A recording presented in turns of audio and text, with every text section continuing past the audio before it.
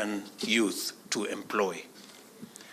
And we have to make affordable housing a reality in Kenya. We need a healthy nation of 50 million strong, happy citizens in good health. It is time for Kenyans to enjoy universal health coverage that invests in promotive and preventive interventions besides curative treatment. Our envisaged national transformation will be delivered on the back of a robust and empowered micro, small, and medium enterprise-sized enterprises sector, and it is also time to invest in a digital superhighway to facilitate young Kenyans to plug more firmly and deeply into the global digital economy, thereby enabling them create jobs, generate incomes on an unprecedented scale. In implementation efforts towards these priorities are the game changers of our socio-economic system that will unleash tremendous potential positive change while creating millions of jobs and dramatically increasing earnings and wealth. This grand assignment we have committed to requires the investment of immense amounts of resources at a time when we have tremendous challenges connected with the state of our public finances. A lot of our revenue is committed to servicing our financial obligations, and financing development is becoming even more challenging in our country. Yet, we cannot defer the possibilities that will be unlocked through investment in critical enablers of rapid transformation, or postpone the promise of sustainable development to await debt repayment. As part of the strategic configuration of our way forward, my administration intends to not only focus on strengthening and deepening our capital markets to become an alternative source of development capital, but also an alternative form of investment to most Kenyans. This is why we have established for the first time a State Department for Investment Promotion under a principal secretary in the Ministry of Industry, Trade and Investment. To affirm this resolve, my administration will revitalize the capital markets by embarking on privatization of state-owned enterprises, where divestiture is overdue and strategic, as well as the introduction of such innovative products as a domestic dollar-denominated bond.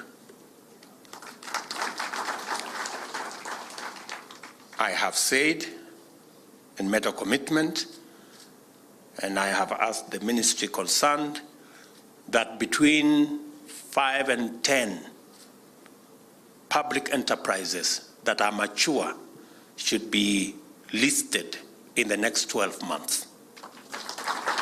I expect that the private sector will work with the capital markets so that we can also have companies from the private sector listing in the Nairobi Stock Exchange.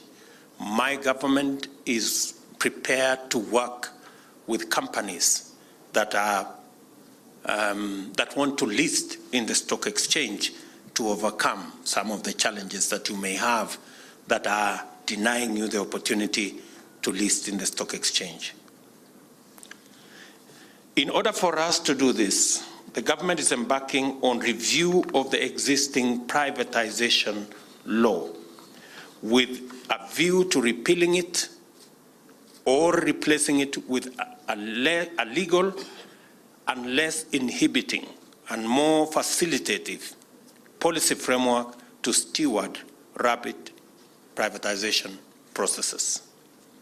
Even as we seek to strengthen and deepen the capital markets, we are cognizant of the need to protect and promote the small investors. I have instructed the Capital Markets Authority and other relevant departments to work on developing framework that places investor protection, including the enhancement of the Investor Compensation Fund, investor education, and strict enforcement of compliance by market intermediaries as the center of a re-energized capital markets. We must remember that the golden years of our capital market activities were inaugurated by Safaricom initial public offer in 2008, which generated intense public interest, attracting millions of small investors and bringing Mama Mboga to the security exchange. The strong economic performance of those years and the affordability and availability of credit were dividends of this strong public confidence and robust participation in our capital markets. As you will recall, the IPO was consequently oversubscribed by 532%. It is time to bring back those times, and today, as I ring the bell, I shall be inviting all Kenyans, the Hustler Nation, into the Nairobi Securities Exchange and take the Nairobi Securities Exchange to all Kenyans.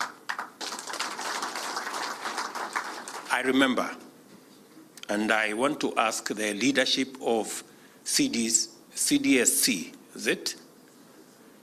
When I asked at that point in time how we can bring small investors, how we can bring ordinary Kenyans to buy into our bonds, we agreed on M-Kopa, but I'm told that, M-Akiba.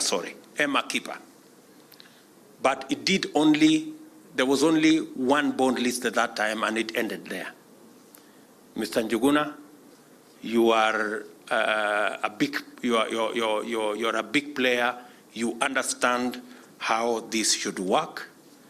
I am looking forward to the day when our bonds will be shared between the big players and the small players in equal measure.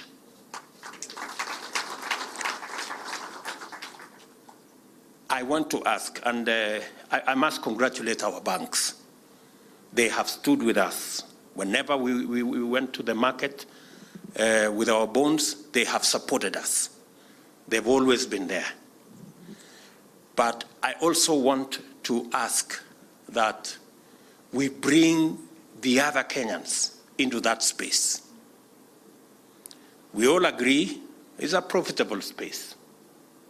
It's not always you get interest of 10%, 12% guaranteed by government. You're doing well. I mean, the banks are doing well. Let's be honest. But the small people are not doing well. You know, they are getting 2%, 1% for the money they save in our banks.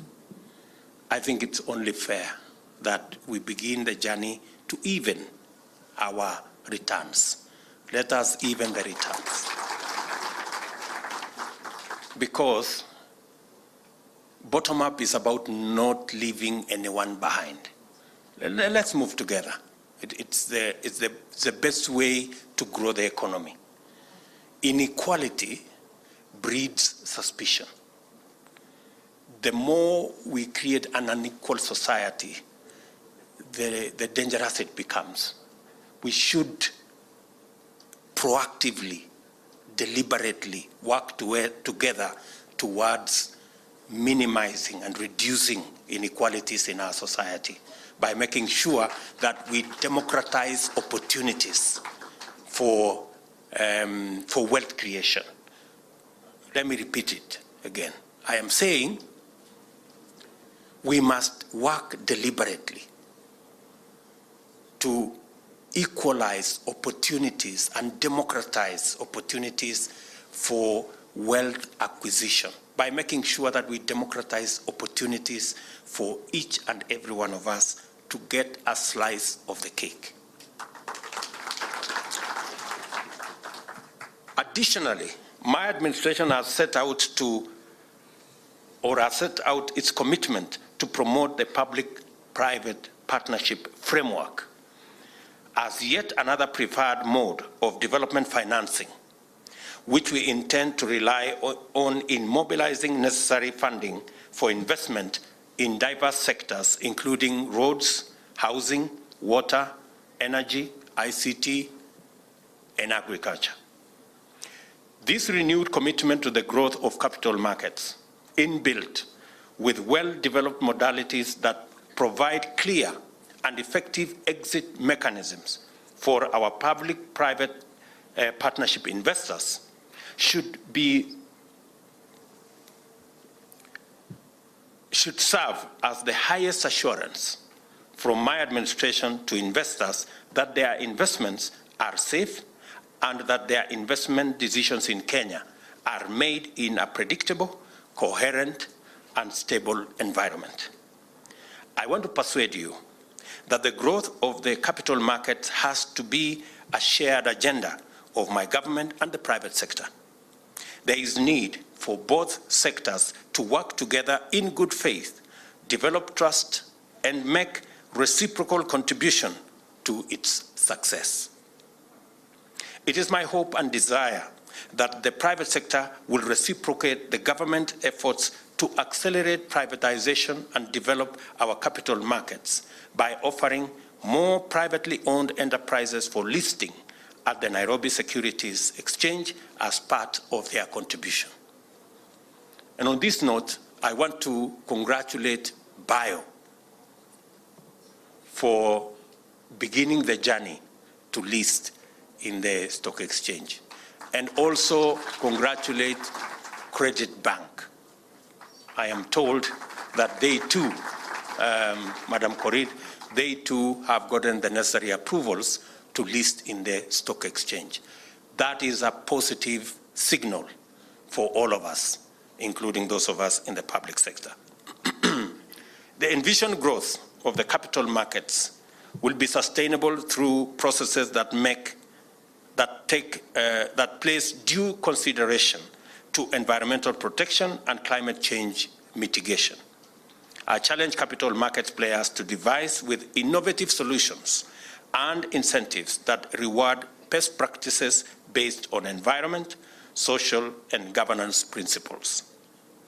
I have in mind, for example, such innovations as the issuance of green bonds and the establishment of a secondary market for our carbon credits. Finally, we expect all these measures to culminate in the significant promotion of Kenya's position in the world map of money centers alongside Johannesburg, Frankfurt, London, New York, Shanghai, Tokyo, and Dubai. 5 years ago, Kenya took its initial significant step towards this ambition of enacting the legislation to set up the Nairobi International Financial Center as an authority, as the basis for the formulation of the necessary incentive schemes to attract leading global financial players. We are now taking another step by setting up the proposed Nairobi Financial District. We are taking another step in that journey. We envision the district to be the world's newest and most exciting financial center, as well as the home of choice to the world's leading financial institutions, and envisage it establishing itself firmly as the best place to work and live. This is no idle dream. Nairobi is already a leading destination for international civil servants who work for various multilateral institutions. I call upon the private sector to support and participate in the Nairobi Financial District, which will be set up as the gold standard for our public-private partnership program. We have a plan to transform Kenya. we have the commitment and the political goodwill to do what it takes to actualize it. We have a thriving private sector and a capital market that holds great promise. This moment is pregnant with wonderful possibilities, and we must deliver them together. We stand on the cusp of an opportunity to renew the relationship between Kenyans of all walks of life with the Nairobi Securities Exchange, and to reaffirm the place of the capital markets in igniting and sustaining unprecedented national development and socio-economic transformation. Today, therefore, I'm delighted to ring this bell and to usher in a new era of inclusive transformation possibilities, spanning the public and the private sector, involving all from the bottom up.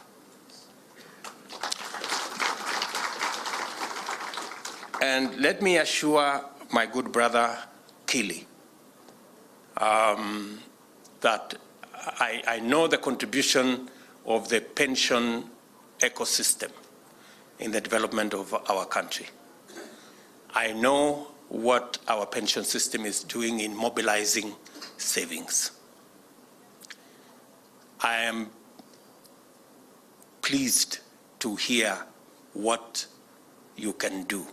You have said we should have given you an opportunity to build the expressway and to build the SGR using local resources. That is exciting. I want to tell you, those two are already done, but there is more we can do. We are discussing the construction of the dual carriageway to Mau Summit with investors. I will welcome you to put in a proposal, and your organizations. And it would really be exciting if we can deliver some of the huge infrastructure using our own resources, structured and mobilized in the correct manner, using the correct instruments.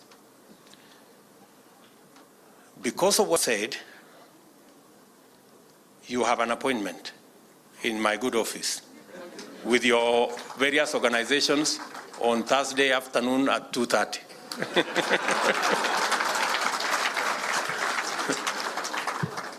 Because that conversation you want us to have, I have also been looking forward to it.